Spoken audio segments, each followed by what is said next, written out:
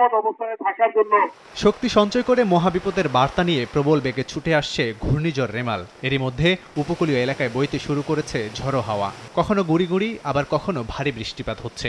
গভীর নিম্নচাপ থেকে জন্ম নেয়া রেমালের আগ্রাসী রূপ শনিবার সন্ধ্যা থেকেই হানা দেয়। এ সময় বাতাসের প্রবল গতিবেগে লণ্ডভণ্ড পরিস্থিতি তৈরি হয়।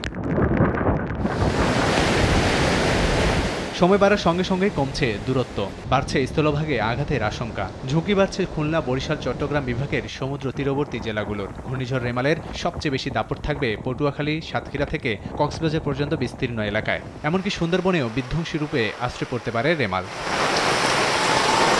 আবহাওয়া দপ্তর বলছে বাংলাদেশে সবচেয়ে বেশি শক্তিমাত্রা প্রয়োগ করবে রেমাল।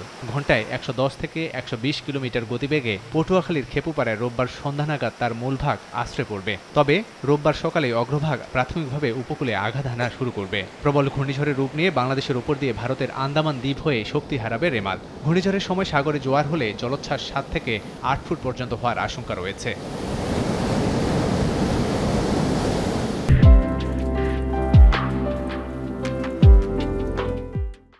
এদিকে শনিবার সকাল থেকেই বঙ্গোপসাগরে রেমালের প্রভাবে ফুঁসে উঠেছে সাগর। দিনভর একের পর এক উত্তাল ঢেউ আছড়ে পড়ে পারে। ঢেউয়ের উচ্চতাও ৪ থেকে ৫ ফুট। মাছ ধরা ট্রলারগুলোকে নিরাপদে আশ্রয় নেওয়ার নির্দেশনা দেওয়া হয়।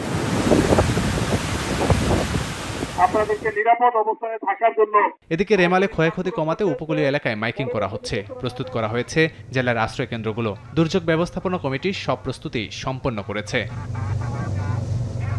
লাবিব হাসান, সময় সংবাদ।